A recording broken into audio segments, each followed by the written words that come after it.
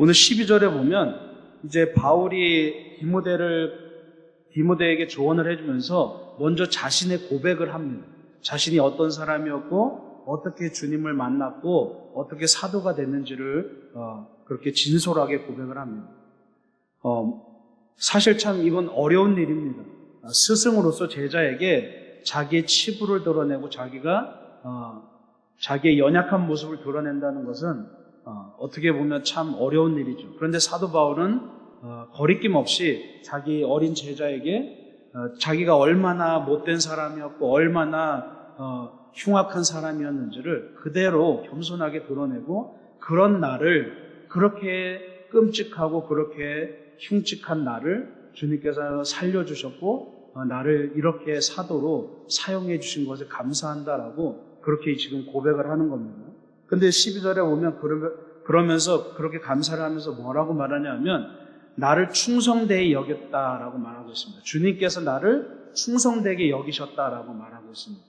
여러분, 하나님께서 예수님께서 사도 바울에게 나타나셨을 때 그 다메섹 도상에서 크리스찬들을 잡으러 다니는 그 사도 바울에게 처음에 나타나셨을 때 바울이기 이전에 사울이었죠. 그에게 나타나셨을 때 그가 어딜 보서 충성스러웠습니까?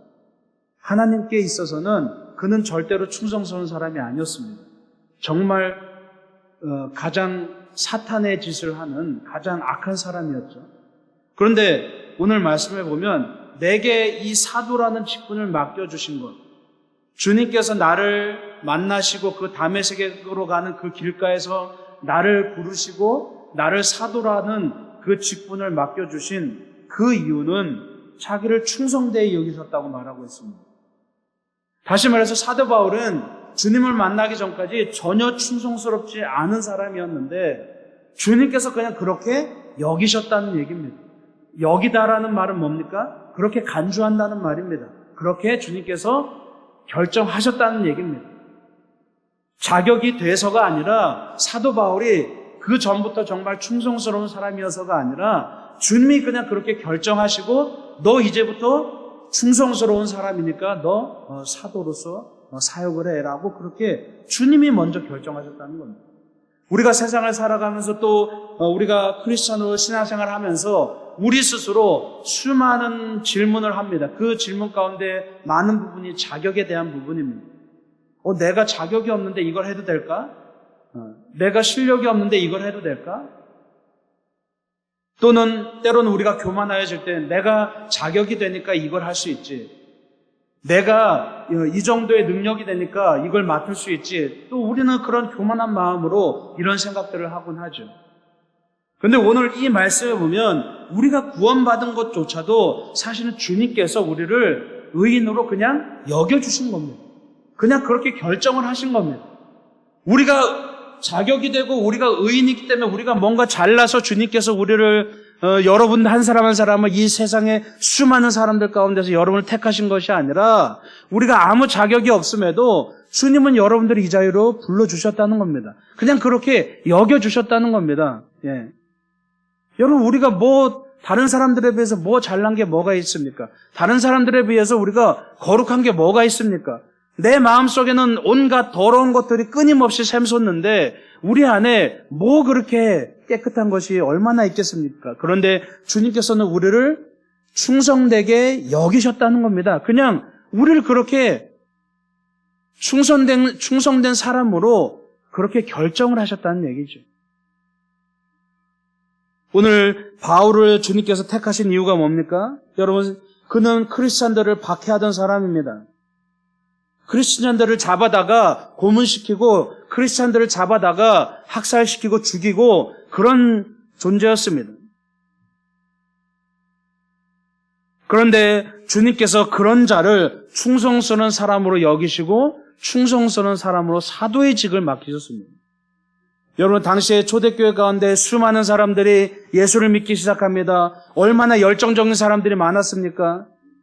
그런데 그 수많은 사람 가운데서 주님은 그렇게 열정적이고 그렇게 기도 열심히 하고 그렇게 주님을 위해서 헌신하겠다고 그렇게 서로가 교회에 모여서 함께 모든 것을 나누는 그런 사람들을 택하지 않으시고 오히려 크리스찬들을 박해하는 그 정말 악한 사람들 중에 가장 악한 사울이라는 사람을 주님께서 택하셔서 그냥 크리스찬으로 바꾸신 것도 아니고 사도로 사역하도록 만드셨다는 겁니다. 예수님과 함께 사역하던 그 12제자들, 그들과 더불어서 함께 복음을 전하는 사도의 직임을 맡기셨다는 거죠. 여러분, 크리스천들을 박해하던, 주님을 박해하던 그 사울이라는 자를 주님께서 사도 바울로 만드셨을 때, 그를 용서하셨을 때, 그 앞에서 바울은 모든 것이 무너져 내렸습니다. 자기가 그토록 자랑해왔던, 우리가 지난주에 나눴듯이 그토록 자랑해왔던 자기의 명예, 그토록 자랑해왔던 자기의 학벌, 그토록 자랑해왔던 자기의 명망들, 그런 것들이 한순간에 무너졌죠. 은혜를 깨달았습니다. 자기가 아무것도 몰랐기에 주님을 핍박해왔는데 이제서야 주님을 만나고 주님의 용서를 받고 나서 이제서야 내가 정말 모든 것을 다 아는 사람이었다고 착각했지만 정작 아무것도 몰랐다는 그 사실을 깨닫고 나서야 비로소 그가 하나님 앞에서 온전히 무너지죠. 그리고 그가 은혜를 깨닫기 시작합니다. 여러분, 은혜를 아는 사람이 진심으로 감사할 수 있는 겁니다. 바울은 은혜를 깨달았기 때문에 자기 삶을 기꺼이 주님을 위해서 바치죠. 여러분, 제가 끊임없이 회개에 대해서 끊임없이 설교하고 회개에 대해서 강조하는 이유가 뭡니까? 회개해야만, 내가 얼마나 큰 죄인인지를 깨달아야만 복음이 이해가 되고 복음이 깨달아지는데, 회개 없이는 내가 얼마나 큰 죄인인지를 깨닫지 못하고서는 그 복음이 나한테 별로 가치가 없어 보입니다. 별로 중요하지 않아 보입니다. 회개를 통해서 내가 얼마나 큰 죄인인지를 깨달아야 그 용서의 크기, 주님께서 나를 위해서 대신 십자가에 달려 죽으신 그 은혜의 크기를 우리가 가늠할 수 있기 때문이죠. 오늘 15절 말씀에 바울이 그래서 뭐라고 고백합니까? 내가 죄인 중에 괴수라고 고백합니다. 내가 가장 큰 죄인이라는 얘기입니다. 죄인 중에서 가장 큰 죄인이고 나는 괴물과 같은 죄인입니다. 라고 그렇게 고백하는 겁니다. 이거는 그냥 자기 비하가 아닙니다. 나는 그냥 못된 놈이야. 나는 아무것도 할 수 없는 놈이야. 그냥 자기 비하의 차원으로 나는 죄인 중에 괴수다라고 고백하는 것이 아니라 바로 이 자기가 죄인 중에 괴수다라고 고백하는 것은 하나의 감사의 표현이죠. 내가 그렇게 못된 사람이었는데, 내가 그렇게 끔찍한 죄인이었는데 나를 사도로 세우신 주님의 은혜가 정말 놀랍기 그지없다는 그런 감사의 고백입니다. 사도 바울은 자기가 얼마나 나쁜 사람이었는지를 깨달았을 때 그때 비로소 주님의 은혜를 가장 크게 경험할 수 있었습니다. 우리 흔히 그런 말을 합니다. 죄가 넘친 곳에 은혜가 넘쳤다고 합니다. 우리 말씀 가운데 죄가 넘친 곳에 은혜가 넘쳤다는 게 무슨 말입니까? 은혜가 넘치게 하기 위해서 죄를 많이 져야 되는 겁니까? 그게 아닙니다. 내가 내 안에 이미 내 안에 산더미만큼 내 안에 태산만큼 죄를 가득 쌓아놨는데 내가 내 죄를 모르고 살아가는 겁니다. 그렇기 때문에 사도 바울도 그렇게 고백하죠. 내가 아무것도 몰랐다. 내 안에 죄가 얼마나 큰지를 모른 채 살아갔다는 겁니다. 왜? 사람들이 자기를 칭송하니까, 사람들이 자기를 칭찬하고, 사람들이 자기를 울어보니까 그 사도 바울의 학벌과 수많은 커리어와 수많은 가진 것들을 보면서 사람들이 부러워하니까 자기가 얼마나 큰 죄인인지를 깨닫지 못했다는 겁니다. 여러분, 우리가 가끔 뉴스에 보면 끔찍한 범죄자들이 나옵니다. 그런데 다 하나같이 공통점이 뭡니까? 자잘하게 죄를 지은 사람들은 죄책감을 느끼고 수치심을 느낍니다. 그런데 하나같이 여러분, 정말 끔찍한 죄를 지은 범죄자들 같은 경우에는 절대로 자기가 죄를 짓지 않았다고 생각합니다.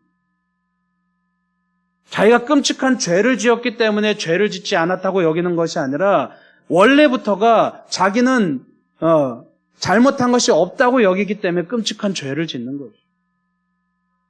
그래서 제가 뭐라고 말씀드렸습니까? 내가 의인이라고 생각하는 바로 그 사람이 악인이라는 겁니다.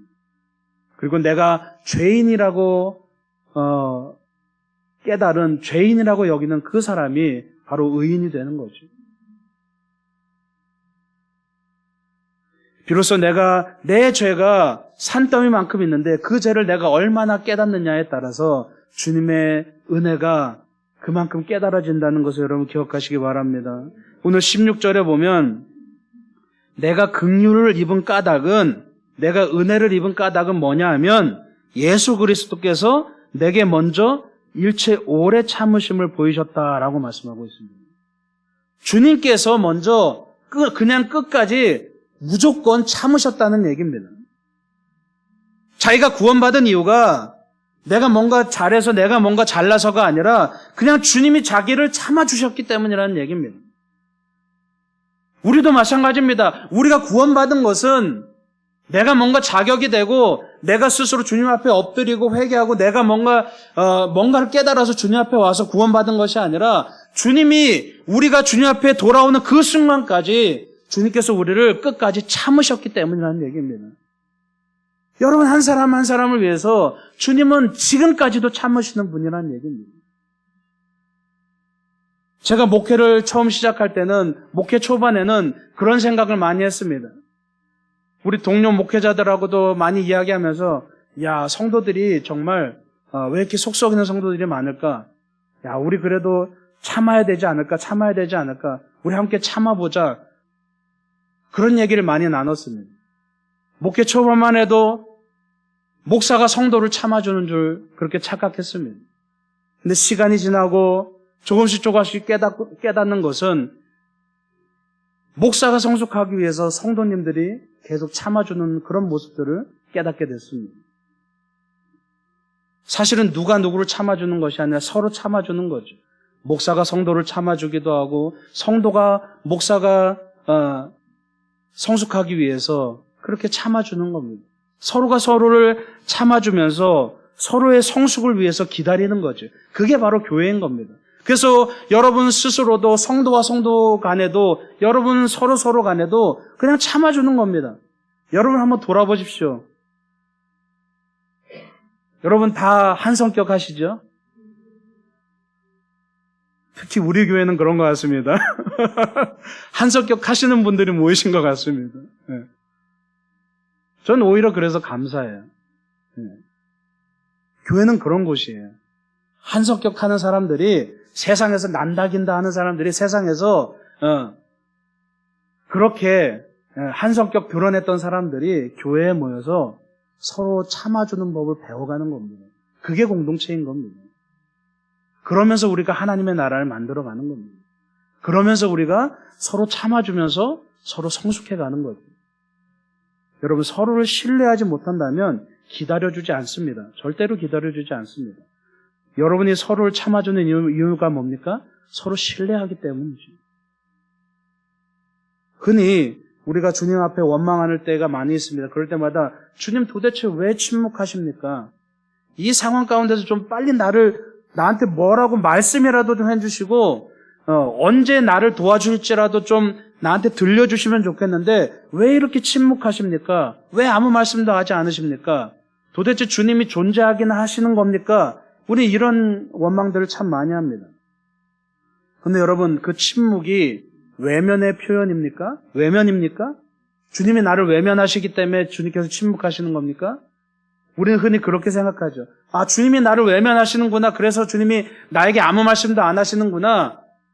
라고 그렇게 생각하지만 사실은 정반대입니다. 침묵은 오히려 하나의 신뢰의 표현입니다. 여러분, 우리가 자녀들을 키우면서 잔소리 많이 하죠. 하루에도 수십 번 잔소리합니다. 왜 그렇습니까? 못 믿었기 때문이죠. 못 믿어요. 어릴 때도 마찬가지고 자녀들이 크고 나서도 여전히 잔소리가 심합니다. 왜요? 여전히 내 아이는 못 믿어요. 그러니까 잔소리가 심한 거예요. 그러니까 사실 우리가 주님 앞에 끊임없이 주님 응답해 주십시오라고 기도하는데 그 얘기는 뭡니까? 주님 내가 못 믿어오니까 좀 잔소리를 좀 많이 해 주십시오. 이거하고 똑같은 거죠. 근데 사실 여러분 돌이켜 생각해 보면 주님이 우리를 바라보시면서 침묵하시는 이유는 주님이 우리를 기다려 주시고 주님이 우리를 신뢰하시기 때문이라는 것을 여러분 기억하시기 바랍니다. 우리가 좀 생각을 바꿔서 좀 하나님을 이해해 봐야 될 필요가 있는 거죠.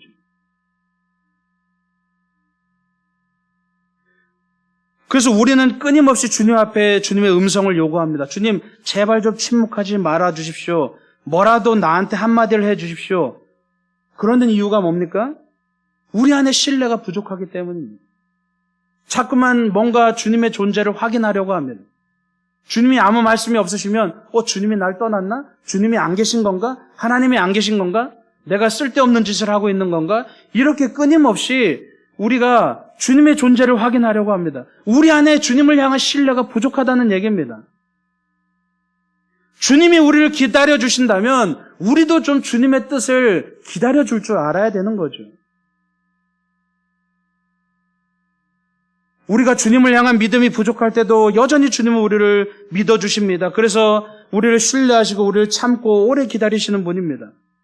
왜 우리를 신뢰하십니까? 우리는 전혀 믿음직한 사람이 아닙니다. 우리는 전혀 신뢰받을 만한 사람이 아닙니다. 얼마나 변덕이 죽을 듯합니까? 그런데 주님은 왜 우리를 신뢰하십니까? 오늘 12절 말씀처럼 우리를 충성되이 여기셨다고 말씀하고 있습니다.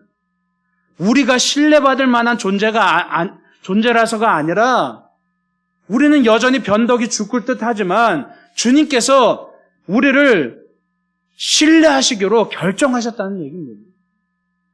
충성되이 여기셨다는 얘기입니다. 내가 너를 충성스러운 사람으로 신뢰받을 만한 사람으로 그렇게 생각하기로 결정하셨다는 얘기입니다. 그게 바로 은혜인 겁니다. 나는 변덕이 죽을 듯한 사람이지만 나는 언제든지 주님을 배신하고 주님을 외면할 수 있는 사람이지만 그럼에도 불구하고 주님은 우리를 신뢰하시면서 끝까지 우리를 기다리시고 우리를 참고 인내하시는 것, 그게 바로 은혜인 겁니다. 그래서 여러분 사실은 주님의 침묵은 우리를 향한 외면이 아니라 주님의 가장 큰 은혜라는 것을 여러분 기억하시기 바랍니다. 주님이 여러분들을 믿음직한 사람으로 여기지 않았다면, 주님께서 여러분들을 신뢰하지 않았다면 아마 주님은 날마다 수많은 음성으로 말씀하실 겁니다. 그리고 우리는 그것을 마치 주님이 내가 정말 은사가 가득해서 주님이 많은 말씀을 하시는구나, 내가 정말 특별한 사람이구나 라고 착각하겠죠. 여러분, 그러나 정반대입니다. 주님께서 침묵하고 계시다는 것은 여전히 주님께서 내 뒤에서 묵묵히 나를 기다리고 계신다는 뜻이고, 여전히 주님께서 우리에게 신뢰를 보여주신다는 그런 뜻인 것을 여러분 기억하시기 바랍니다. 그래서 우리가 주님의 음성이 없고 주님께서 침묵하실 때 우리가 그런 마음을 가져야 됩니다. 주님이 내 뒤에서 묵묵히 기다리고 계시구나. 주님이 내가 이 싸움을 싸울 수 있도록 주님께서 나를 신뢰하고 계시는구나 라는 그 주님의 존재를 느껴야 되는 겁니다. 여러분, 오늘 16절에 보면 이런 말씀이 있습니다. 후에 주를 믿어 영생 얻는 자들에게 본이 되게 하려 하심이라. 주님께서 오늘 사도 바울을 위해서 오래 참으신 이유는 본이 되게 하려 하셨다라고 말씀하고 있습니다. 바울에게 구원의 은혜를 주신 이유는 바로 이 사도 바울이 다른 사람들에게 복음을 전하기 위한 그런 롤 모델로 사용하기 위해서라고 말씀하고 있죠. 여러분, 바울의 완전히 뒤바뀐 삶이 그 복음의 증거였습니다. 여러분 생각해 보십시오. 바울이 여기저기를 전국을 다 돌아다니면서 크리스찬들을 잡으려고 여기저기를 돌아다닐 때 모든 유대 사람들이 바울의 존재에 대해서 알았습니다. 바울이 되기 전에 그 사울이라는 사람에 대해서 저 사울이라는 사람이 정말 우리 유대교를 지키기 위해서 저 크리스찬들이라는 저 예수쟁이라는 저 이단들을 잡기 위해서 누구보다도 불철주야 노력하는구나. 저 사람 진짜 영웅이다. 그렇게 모든 유대인들에게 참 유명한 사람이었습니다. 그 얘기는 뭡니까? 사울이 변화되어서 사도 바울이 되었을 때 그가 드라마틱하게 삶이 변화된 그 모습을 바로 모든 믿지 않는 사람들에게 전해졌다는 얘기입니다. 다시 말해서 주님께서는 그를 사용하셔서 그의 변화된 삶을 보고 비로소 수많은 사람들이 복음의 능력을 깨닫도록 인도하셨다는 겁니다. 그래서 사울을 바울로 변화시키기까지 오래 참으신 그 사랑의 하나님을 드러내는 가장 귀한 증거가, 가장 큰 증거가 어디에서 나타난 겁니까? 바로 말 그대로 사도 바울의 삶을 통해서, 그 변화된 삶을 통해서 나타나게 된 거죠. 여러분, 복음이란 것은 말로만 전해지는 것이 아닙니다. 내가 찾아가서 예수 믿으세요, 그런다고 해서 복음이 전해지는 것이 아닙니다. 복음은 삶으로 전해지는 겁니다. 바로 여러분 한 사람 한 사람의 삶 가운데서 내가 예수를 믿고 나서 이렇게 변화되었고, 내가 예수를 믿고 나서 내 삶이 이렇게 놀라운 은혜로 사라진다는 것을 내가 보여줄 때 비로소 세상의 사람들이 예수님을 여러분을 통해서 발견하게 되는 겁니다. 삶과 신앙이 따로 움직이면 복음은 가치를 잃습니다. 나라는 한 사람은 예수님의 복음의 상징이 되는 겁니다. 그래서 여러분 한 사람이 바로 이 십자가가 되는 겁니다. 복음을 상징하는, 그 십자가의 은혜를 상징하는 여러분 한 사람 한 사람이 바로 십자가가 되는 겁니다. 그래서 내가 살아가는 내 삶 속에서 내가 복음을 드러내는 겁니다.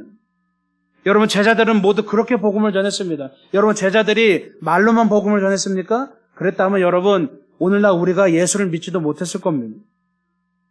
제자들이 소아시아 지역, 터키 지역, 그리스, 로마를 거쳐서 방방곡곡에 복음을 전했지만 그들이 말로만 복음을 전한 것이 아닙니다. 그들이 실제로 그렇게 삶을 살아냈기에 예루살렘 교회에서 초대교회가 세워질 때 어떻게 수많은 사람들이 전도됐습니까? 어떻게 수많은 사람들이 그 초대교회로 몰려들었습니까? 어떻게 그 3,000명이나 되는 사람들이 예수를 믿었습니까? 그들이 예수 믿어보세요라고 전한 것이 아니라 그들이 다 모여서 서로의 것을 나누면서 정말 말도 안 되는 삶을 교회 안에서 그들이 살아냈기에 그 변화된 삶을 보고 수많은 사람들이 초대교회로 몰려와서 예수를 믿었다는 사실을 여러분 기억하시기 바랍니다.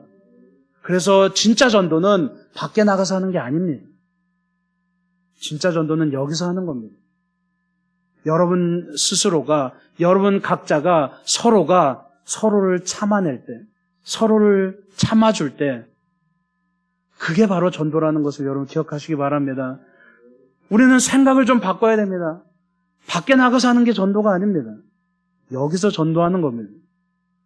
세상 사람들이, 믿지 않는 사람들이 여기 이 안에서 변화된 여러분의 모습을 보면서, 우리 돌담길 교회 안에서 이 30명 정도 되는 사람들이 돌담길 교회 안에서 서로가 서로를 위해서 참아주고 서로를 신뢰하고 믿어주고 서로와 서로 간에 은혜를 베푸는 그 모습을 통해서 진정으로 복음이 전해진다는 사실을 여러분 기억하시기 바랍니다. 그래서 오늘 사도 바울은 디모데에게 특별히 무엇을 주문하냐 하면, 오늘 18절에 보면 선한 싸움을 싸우라고 그렇게 말하죠. 주님의 은혜를 깨달으면 그것이 능력이 됩니다. 복음은 능력입니다. 우리가 싸울 수 있는 무기가 되는 겁니다. 은혜를 깨닫는다는 것이 단순히 그냥 나한테 위로가 되는 그런 차원이 아닙니다. 은혜를 깨닫는다는 것은 실제로 그것이 능력이 되는 겁니다. 우리가 세상에 나가서 우리가 크리스찬으로서 어떻게 선한 싸움을 싸웁니까? 우리가 그래서 항상 기도하죠. 성령님, 내게 싸울 수 있는 능력을 주시고 내게 전신갑주를 입게 해주십시오. 기도하지만 진정한 능력이라는 것은 바로 내가 은혜를 깨닫는 데서부터 시작하는 겁니다. 그러면 싸울 준비가 되는 것이죠. 여러분, 그런데 중요한 것은 무엇과 함께 싸울 겁니까? 그게 중요한 겁니다. 선한 싸움을 싸우라고 말하는데 싸우려면 적이 있어야 되잖아요. 대상이 있어야 됩니다. 무엇과 함께 싸울 겁니까? 오늘 19절에 보면 믿음과 착한 양심을 가지라고 권면합니다. 여러분, 양심이란 게 뭡니까? 내 믿음을 지탱하는 기둥이 되는 겁니다. 내 안에 내면, 내 안에 삶을 대하는 태도를 양심이라고 말합니다. 내 안에 옳고 그름을 가르는 기준, 내 안에 있는 내 마음의 기준, 그것을 양심이라고 말합니다. 다시 말해서 우리의 내면을 가리킵니다. 여러분, 싸움은 우리 외부의 다른 어떤 적과 하는 것이 싸움이 아닙니다. 크리스찬의 싸움은 바로 나 자신과 하는 게 진정한 싸움입니다. 많은 크리스찬들이 자꾸만 외부의 어떤 것과 싸우려고 합니다. 자꾸만 외부의 적을 두고 자꾸만 싸우려고 합니다. 외부에 어떤 뭔가가 없어지면 우리 기독교인들이 뭔가 하나님의 나라를 만들 것이라고 그렇게 착각합니다. 그런데 여러분, 싸움은 내 스스로와 하는 겁니다. 더 정확히 말하자면 내 안에 있는 가장 큰 사탄과 싸우는 것이 선한 싸움이라는 얘기입니다. 영적인 싸움은 먼저 나와 하는 겁니다. 여러분, 제자들의 삶을 가만히 보십시오. 제자들은 외부의 거센 박해 가운데 살았습니다. 당시 로마 제국이 또 유대인들이 그들을 괴롭혔습니다. 그들을 박해했습니다. 그들을 잡아 죽였습니다. 그럼에도 불구하고 사도들과 제자들이 흔들리지 않고 끝까지 그들의 사명을, 순교의 그 순간까지도 그들의 사명을 완수할 수 있었던 그런 원동력은 어디서 나왔습니까? 여러분, 그들은 로마 제국과 싸우지 않았습니다. 유대인들과 싸우지 않았습니다. 그들은 자기 스스로와 끊임없이 싸웠습니다. 자기 안에서 끊임없이 자기의 신념을 무너뜨리고 믿음을 무너뜨리려고 하는 자기 안에서 끊임없이 외치는 사탄의 목소리와 싸웠다는 겁니다. 성경 어디에도, 신약성경 어디에도 그들이 로마 제국과 싸우거나 그들이 유대인들과 싸웠다는 얘기는 없습니다. 그들은 언제나 평온했습니다. 감옥에 갇혀도 평온했습니다. 순교의 자리에서도 평온했습니다. 왜요? 그들은 자기 스스로와의 싸움에서 이겼기 때문이죠. 그래서 사도 바울은 빌립보서 4장에서 뭐라고 고백합니까? 항상 기뻐하라라고 그렇게 조언합니다. 이 빌립보서는 지금 사도 바울이 그 빌립보 감옥에 갇혀 있는 상태에서 자기는 감옥에 갇혀 있음에도 불구하고 뭐라고 합니까? 항상 기뻐하라고 말합니다. 왜? 자기가 지금 기쁘기 때문에. 사도 바울은 자기 스스로와의 싸움에서 이겼고 자기 안에 있는 사탄과의 싸움에서 이겼습니다. 그래서 항상 기뻐하라고 그렇게 자신 있게 권면합니다. 그리고 어떤 형편에서든지 자족하는 일체의 비결을 배웠다라고 그렇게 고백하죠. 사도 바울에게는 상황에 관계없이 변치 않는 주님의 그 기준이 그의 마음 가운데 뿌리 박혀 있었기 때문입니다. 여러분, 믿음이 이런 겁니다. 주님께서 우리를 신뢰하시고 기다리시는 만큼 우리도 주님을 신뢰하고 기다리는 것, 그게 바로 믿음이라는 것을 기억하시기 바랍니다. 근데 자꾸만 우리는 기다리지 못하고 뭔가 주님께 자꾸 간구하죠. 제발 좀 말씀해달라고. 주님은 우리를 끝까지 참으심으로 기다리시는데 우리는 쉽게 주님을 참지 못합니다. 우리는 쉽게 주님을 기다리지 못하고 우리는 쉽게 주님을 인내하지 못합니다. 여러분, 기도란 게 뭡니까? 기다리는 것이 기도입니다. 간구라는 게 뭡니까? 지금 당장 말씀해 주십시오. 이게 간구가 아니라 주님, 내가 주님의 뜻을 알고 싶습니다. 왜요? 내가 그때까지 기다릴 수 있도록 주님의 뜻과 주님의 때를 알고 싶습니다. 그게 바로 기도와 간구라는 사실입니다. 그래서 참된 간구라는 것은 마음을 지키고 변치 않는 태도를 가지고 주님을 기다리는 것, 그게 바로 진정한 간구라는 것을 여러분 믿으시기 바랍니다. 예. 그래서 고린도전서 13장에 사도 바울이 사랑에 대해서 이야기합니다. 그런데 사랑에 대해서 설명하는데 그 가장 큰 은사들, 12장에서 은사들에 대해서 이야기하면서 마지막에 가장 큰 은사를 사모하라. 그리고 13장에 가서 그 가장 큰 은사는 바로 사랑이야 라고 말하면서 사랑에 대해서 가장 첫 번째 설명하는 게 4절에 보면 사랑은 오래 참고 라고 말하고 있습니다. 예, 기다리는 게 사랑이라는 얘기입니다. 오래 참는 게 사랑이라는 얘기입니다. 사랑은 그래서 그냥 참아주고 기다려주고 신뢰를 주는 겁니다. 여러분, 주님께서 우리를 믿어주셨습니다. 우리에게 신뢰를 주셨습니다. 우리를 기다리셨습니다. 왜요? 다른 이유 없습니다. 그냥 사랑하시기 때문이죠. 그러면 우리는 과연 지금 주님을 기다려주고 있습니까? 과연 우리는 지금 주님을 신뢰하고 있습니까? 내 마음이 파도같이 요동칩니다. 하루에도 수십 번 요동칩니다. 주님께서 잠잠하라고 말씀하시는 것은 주님을 신뢰하라는 뜻입니다. 예수님께서 제자들과 배를 타고 가시는데 파도가 칩니다. 폭풍이 일어납니다. 제자들은 어쩔 줄 몰라 합니다. 근데 주님은 꾸짖죠. 왜요? 왜 신뢰하지 못하니? 왜 기다리지 못하니? 왜 참아주지 못하니? 하고 말씀하시는 겁니다. 그 얘기는 뭡니까? 왜 사랑하지 못하니? 라고 말하는 겁니다. 주님의 적이었던 사울을 주님의 사도인 바울로 바꾸셨듯이 우리에게도 여전히 주님께서는 끊임없이 은혜를 베푸십니다. 여러분, 선한 양심을 가진다는 것은 내 스스로 내 안에 있는 사탄과 싸우면서 주님을 향한 신뢰를 지켜가는 것, 주님을 향한 믿음을 지켜가는 것, 그것이 바로 선한 양심을 지키는 것이라는 것을 여러분 기억하시기 바랍니다. 기다리는 것은 우리가 기다린다라고 말할 때 흔히 아무것도 안 하는 것이라고 착각하죠.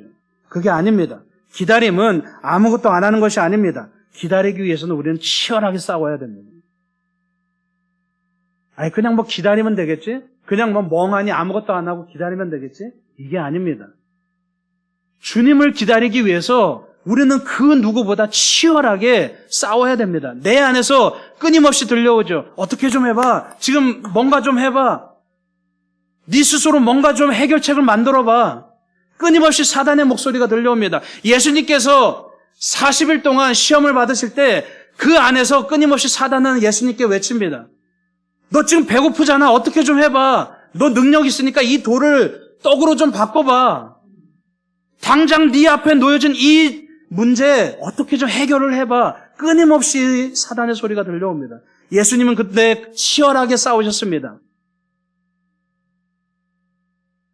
기다리는 것은 아무런 행동도 없는 듯 하지만 사실은 가장 치열한 싸움인 것을 여러분 기억하시기 바랍니다.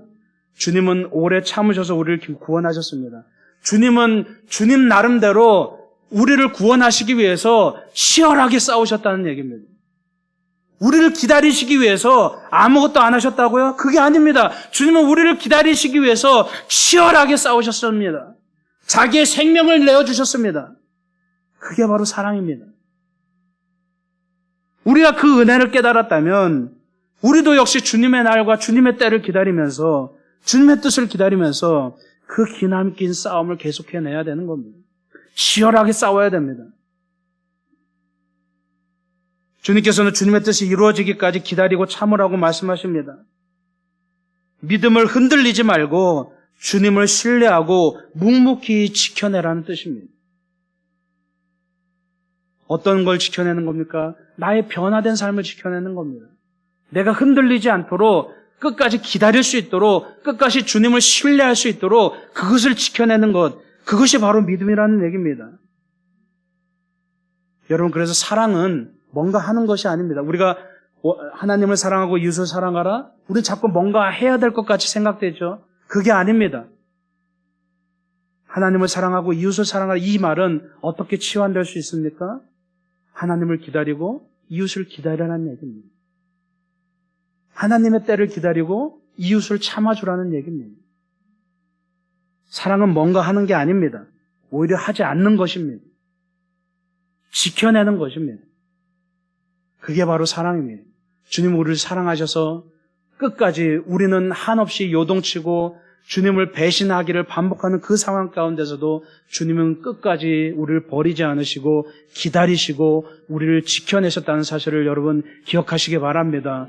그 사랑을 우리가 깨닫는다면 우리도 그 은혜에 감격한 자로서 우리도 내 옆 사람을 끝까지 참아주고 기다려주고 주님의 때를 기다리는 그런 여러분 되시기를 간절히 축원합니다.